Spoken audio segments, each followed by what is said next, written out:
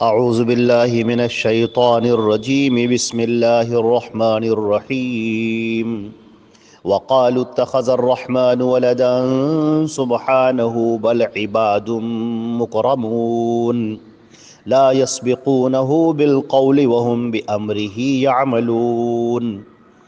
یہ سورہ انبیاء کی آیت نمبر 26 اور 27 ہے، 26 اور 27۔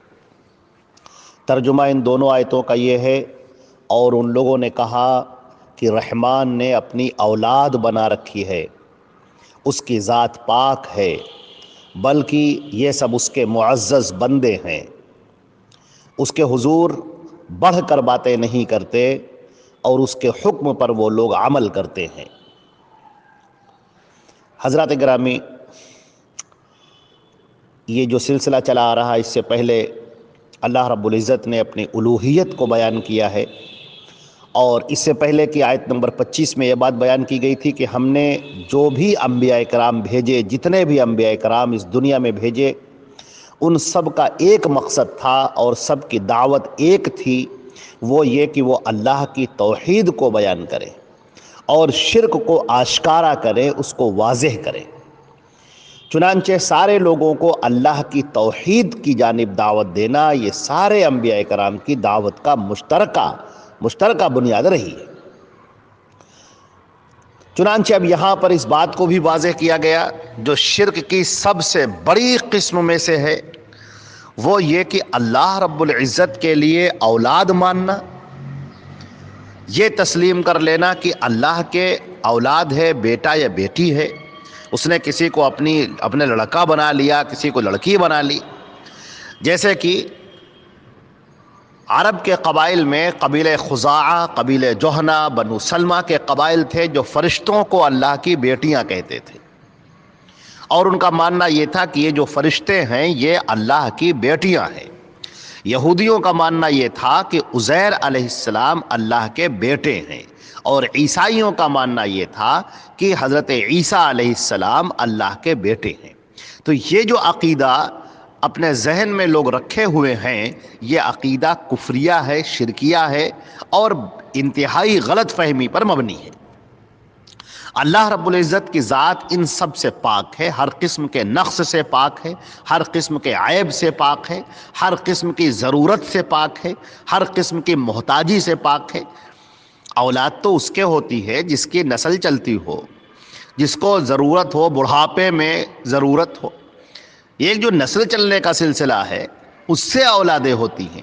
اللہ رب العزت جو سب کا خالق ہے، ہر ایک کا مالک ہے، اسی نے سب کو خلق کیا ہے، پوری کائنات کا وجود اسی سے ہے، لہذا اس کے بارے میں یہ عقیدہ رکھنا کہ فلاں اللہ کا بیٹا ہے اور فلاں اللہ کی بیٹیاں ہیں، یہ عقیدہ رکھنا کفر ہے، اور یہ ناسمجھی پر مبنی ہے۔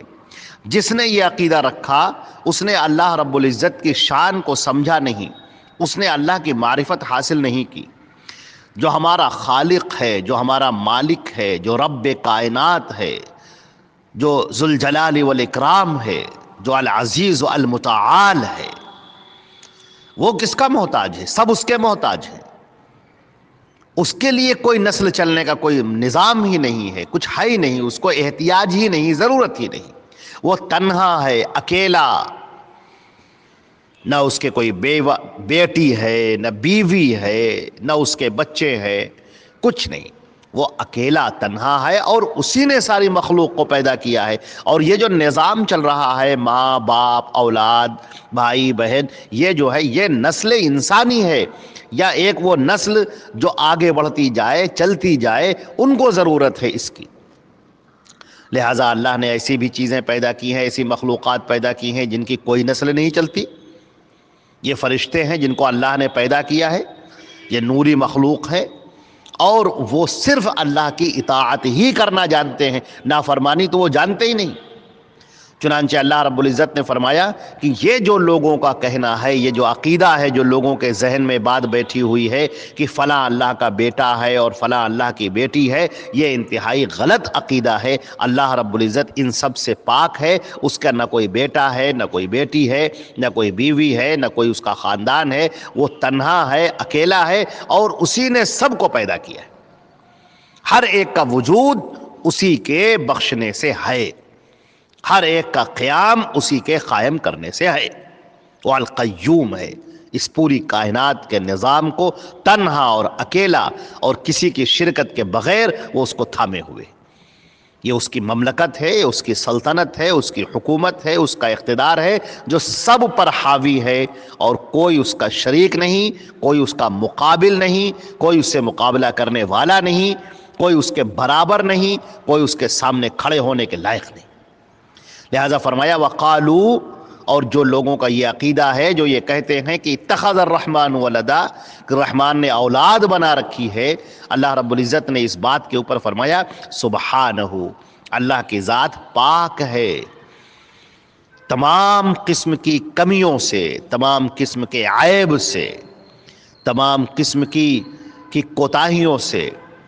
اللہ رب العزت کی ذات سب سے بلند ہے، سب سے پاک ہے، اس کے کوئی اولاد نہیں ہے، نہ کوئی اولاد زیبا بھی نہیں اس کے لیے۔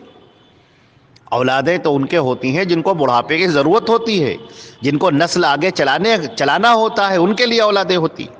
اللہ کی ذات ان سب سے پاک ہے۔ بل عباد مکرمون، بلکہ یہ جو فرشتے ہیں یہ اللہ کے معزز بندے ہیں، ان کی حیثیت کو سمجھو۔ ان کا معاملہ یہ ہے کہ وہ اللہ کے بندے ہیں، ہم آپ سب اللہ کے بندے ہیں، جتنی مخلوقات ہیں سب اللہ کے بندے ہیں، سب اس کے حضور جھکے ہوئے ہیں، سب کے اوپر اس کا حکم چلتا ہے۔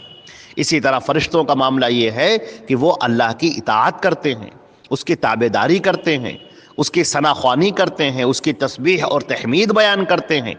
اللہ رب العزت انہیں جو حکم دیتا ہے وہ اس کو بجا لاتے ہیں، ان کے یہاں انکار نہیں ہے، ان کے یہاں سراپا اطاعت ہے، وہ معصیت جانتے ہی نہیں، معصیت ان کے اندر رکھی ہی نہیں گئی۔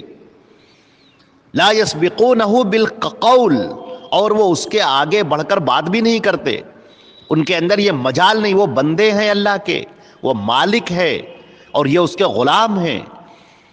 ان کی یہ بھی حیثیت نہیں ہے کہ اس کے آگے اپنی بات پیش کریں، اس کے سامنے بڑھ بڑھ کر بولیں، وہ تو خوف سے تھراتے رہتے ہیں، لرزتے رہتے ہیں اس کے خوف سے۔ اس قدر اللہ رب العزت کا مقام ہے اور بلندی ہے، اور وہ اس سے خوف کھاتے ہیں۔ وَهُمْ بِأَمْرِهِ يَعْمَلُونَ، اور اللہ انہیں جو بھی حکم دیتا ہے وہ اس کو بجا لاتے ہیں، وہ اس کو پورا کرتے ہیں۔ لہٰذا ان بندوں کو جو اللہ کے نزدیک بڑے معزز ہیں، جو اللہ سے بڑے قریب ہیں، اور اللہ رب العزت ان سے بہت راضی ہے، اور اللہ رب العزت ان سے بہت خوش ہے، یہ اللہ کے بندے ہیں۔ اور ان بندوں کو تم نے بتا دیا کہ وہ اللہ کی بیٹیاں ہیں، ان بندوں کے بارے میں عیسیٰ علیہ السلام کے بارے میں تم نے کہہ دیا وہ اللہ کے بیٹے ہیں، عزیر علیہ السلام کے بارے میں کہہ دیا تم نے کہ وہ اللہ کے بیٹے ہیں۔ یہ عقیدہ رکھنا انتہائی جاہلانہ عقیدہ ہے۔ یہ عقیدہ وہی رکھ سکتا ہے جس کو اللہ کے بارے میں معلومات نہ ہو۔ یہ اپنی طرف سے من گھڑنت عقیدہ ہے، لوگوں کا بنایا ہوا ہے۔ اللہ رب العزت ان سب سے پاک ہے، اس کے کوئی بیٹا بیٹی نہیں ہے، اور اس کا حکم ہر ایک پر نافذ ہے۔ اور جن کو یہ لوگ اللہ کا بیٹا یا بیٹیاں کہتے ہیں وہ اللہ کی معزز مخلوق ہیں، اس کے بندے ہیں، اس کے معزز غلام ہیں، اس کی ثنا خوانی کرتے ہیں، اس کی تسبیح بیان کرتے ہیں، اس کی تقدیس بیان کرتے ہیں، اللہ رب العزت کی حمد کرتے ہیں، یہ وہ معزز بندے ہیں۔ خبردار یہ عقیدہ ہرگز نہ رکھنا کہ یہ اللہ کے بیٹے ہیں یا بیٹیاں ہیں، یہ اللہ کی توہین ہے، یہ اس کی شان میں گستاخی ہے، یہ اس کو نہ سمجھنا ہے، اس کی طاقت اور قوت کو نہ سمجھنا ہے۔ ان سب کا معاملہ یہ ہے، ان سارے فرشتوں کا معاملہ یہ ہے کہ جو بھی ان کو حکم دیا جاتا ہے بس وہ اسے کر گزرتے ہیں۔ ان کے ہاں نافرمانی کا تصور ہی نہیں ہے، نافرمانی ان کے ہاں ہے ہی نہیں۔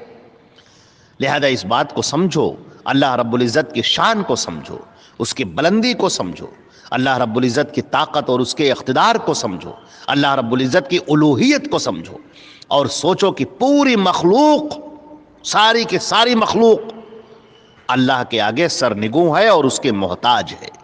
وہ عطا کرتا ہے تو لوگ پاتے ہیں، وہ دیتا ہے تو لوگوں کے دامن بھرتے ہیں۔ وہ شہنشاہوں کا شہنشاہ ہے، اور وہ سب سے بلند ہے، اور اس کا اقتدار سب پر حاوی ہے، اور وہ عزیز متعال ہے، اور وہی سب کچھ عطا کرنے والا ہے، اور سب اس کے غلام ہیں، سب اس کے محتاج ہیں۔ اس بات کو سمجھو اور اپنی تمام عبادتیں اسی کے لیے خالص کرو.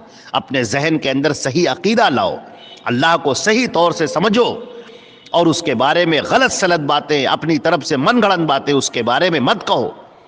زمین اور آسمان پھٹ جائیں اس طرح کی باتیں تم کرتے ہو.